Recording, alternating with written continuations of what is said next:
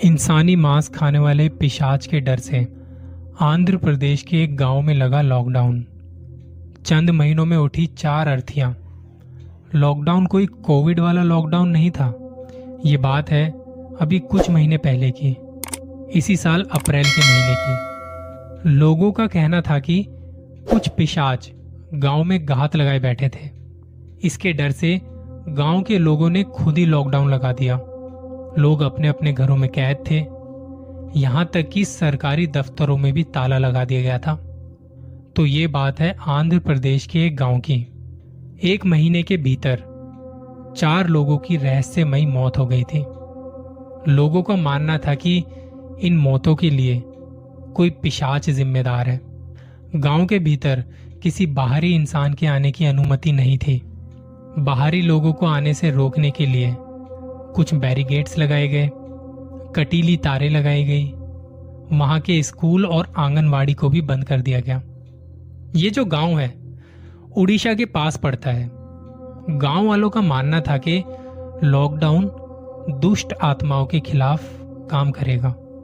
ये लॉकडाउन का आइडिया गांव के कुछ बुजुर्ग लोगों ने वहां के पुजारियों से बात करके लगाया था।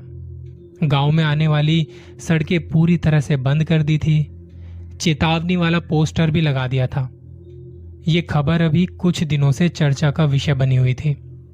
ये सब वो बातें थी जो गांव वालों ने महसूस की थी। पर क्या कोई ऐसा इंसान था जिसने वहां कुछ ऐसा देखा हो? अब जाहिर सी बात है, ऐसे में कौन रिस्क लेना चाहेगा? हो ना हो, डर तो सबको लगता है, गला सबका सूखता है। ये सब जो हो रहा था वहां उस गांव में, तो एक लड़के की कहानी आई मुझ तक, जिसने उस दौरान कुछ महसूस किया जब वो रात को काम से अपने घर वापस लौट रहा था। कार्तिक, उसी गांव का एक लड़का जो वहां काफी समय से रह रहा है। उन्होंने बताया कि वो मेरी कहानी सुनते हैं और चाहते हैं कि मैं उनकी ये कहानी लोगों तक पहुंचाऊं। उन्होंने मुझे ईमेल किया, लिखा था कि मैं आपसे इस हादसे के बारे में बात करना चाहता हूं। मैंने कहा, किस हादसे के बारे में? तो कार्तिक ने मुझे एक न्यूज़पेपर का कटआउट भेज दिया। इस वक्त तक मुझे इस लॉकडाउन के बारे में पता नहीं था और उनके कटआउट पढ़ने के बाद मैंने इंटरनेट पर और भी रिसर्च की इसके बारे में। थोड़ी बहुत और इन्फॉर्मेशन मिली मुझे वहां से। फिर मैंने कार्तिक को वापस से मेल किया कि क्या ये सच है, वहां ऐसा कुछ हुआ था? तो उसका रिप्लाई आता है कि लोगों ने यहाँ के बारे में ऐसा ऐसा फील किया है। उन्हें लगता है कि यहाँ पिशाच है जो लोगों का मांस खा रहा है, उन्हें मार रहा है। मेरा मकसद यहाँ किसी को डराने का नहीं है, बस मैं अपनी कहानी आपसे शेयर करना चाहता हूँ और मैं चाहता हूँ कि आप मेरी बात को आगे और भी लोगों तक पहुँचाइए। मैंने कहा, जी बिल्कुल। कार्तिक, बताओ और क्या बात है?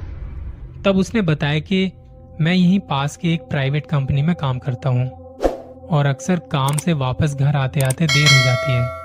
मेरी कंपनी की साइड से उन दिनों मुझे एक प्रोजेक्ट दिया गया था, जिसके सिलसिले में मुझे बाहर के लोगों से मिलने के लिए जाना पड़ता था। कई बार क्लाइंट सामने से खुद ऑफिस में आते थे, पर ज्यादातर मुझे ही जाना पड़ता था। जिस समय यहाँ ये सारी बातें फैली हुई थी, लोग घरों से बाहर निकलने में डर रहे थे, वो डरते थे। तो ज्यादातर मीटिंग्स ऑनलाइन होती थी, लेकिन कई बार आपको सामान लेने देने जाना पड़ जाता था। हालांकि मुझे इन सब बातों से कोई फर्क नहीं पड़ता था, पर घर वाले मना करते थे, तू इतनी रात रात को घर से बाहर मत रहा कर, कुछ दिन अपने ऑफिस में बता दे कि घर से काम करूंगा मैं। पर आपको तो पता है कि ऑफिस वाले ये सब कहाँ मानते हैं, उन्हें तो बस काम से मतलब है। एक दिन काम करते करते रात को थोड़ा ज्यादा टाइम हो गया था। पता नहीं चला कि रात के 9 कब बज गए थे। और उन दिनों शाम होते होते सड़कें खाली हो जाया करती थी।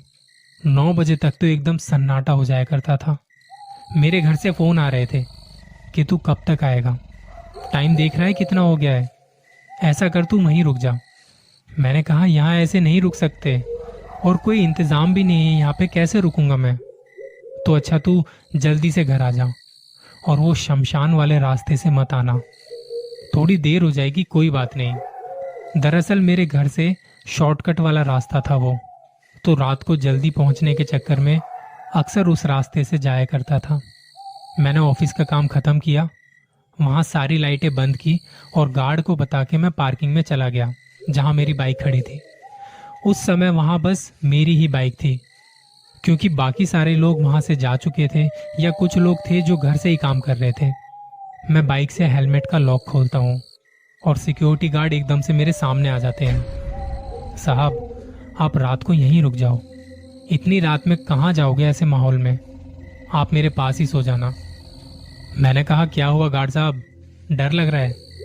उसने कहा, नहीं साहब, फिक्र है आपकी, बाकी आप जैसा ठीक समझे। अरे कुछ नहीं होगा गार्ड साहब, चलिए कल मिलते हैं। मैं उनसे विदा लेके अपनी बाइक स्टार्ट कर वहां से निकल पड़ा घर के लिए। ट्रैफिक बिल्कुल ना के बराबर था, कोई कोई गाड़ी नजर आ रही थी। सड़कें इतनी सुनसान पहले कभी नहीं देखी थी। मैं गुनगुनाता हुआ बाइक चलाए जा रहा था। बीच बीच में रेड लाइट्स भी आई, पर मैं रुका नहीं, क्योंकि कोई भी गाड़ी वहां पे नजर नहीं आ रही थी और घर भी जल्दी पहुंचना था। एक दो बार मेरा फोन बजा, पर मैं रुका नहीं।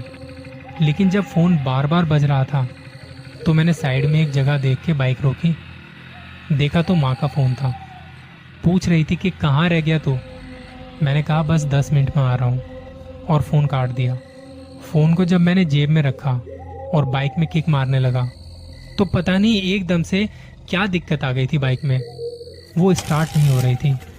मैं लगातार कोशिश किए जा रहा था, पर बाइक स्टार्ट नहीं हुई। मेरे पसीने छूट चुके थे। घर अभी भी 4-5 किलोमीटर की दूरी पर था।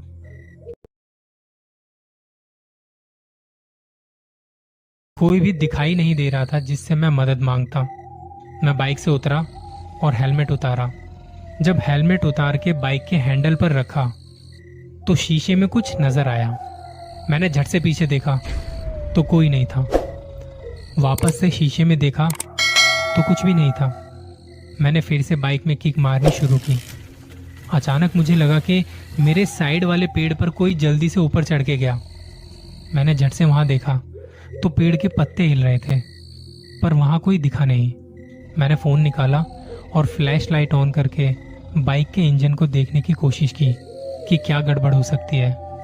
पेट्रोल टैंक खोला और पेट्रोल चेक किया, सब ठीक लग रहा था।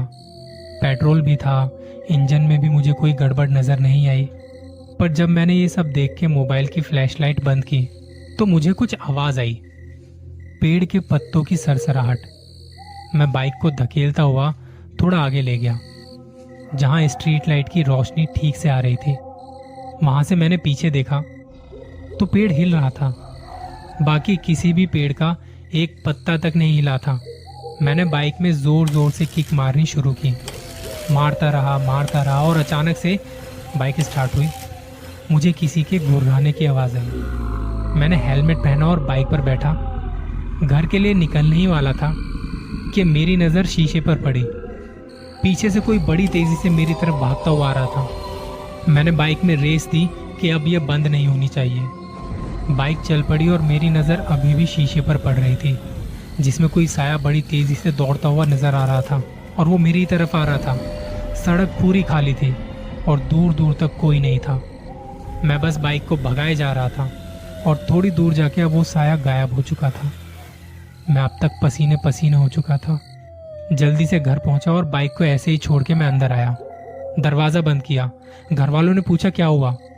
मैंने उन्हें सारी बात बताई और माँ ने मेरे माथे पर बबूत लगाई और पानी पिलाया। घर वाले बोल रहे थे कि तुझे कहा था ना कि रात रात भर ऐसे बाहर मत रहा कर, तू घर से काम क्यों नहीं कर लेता है। मैंने गर्दन हिलाई और शांत होते ही कहा, मैं बात करता हूँ कल ऑफिस में। उस रात के बाद मैंने देर रात ऑफिस में रुकना छोड़ दिया। रात को बाहर निकलना बंद कर दिया। काम हो ना हो, मैं शाम होते होते घर पर पहुंच जाया करता था। कार्तिक ने बताया कि अभी भी वो इस सदमे से बाहर आने की कोशिश कर रहा है। ऑफिस का काम अब वो घर से कर रहा है। उस रात जो था, जैसा था, बड़ा भयानक था। आप लोग भी रात को आते जाते ध्यान रखिए, कहीं किसी की बुरी नज़र आप पर तो नहीं। अपना ख्याल रखिएगा।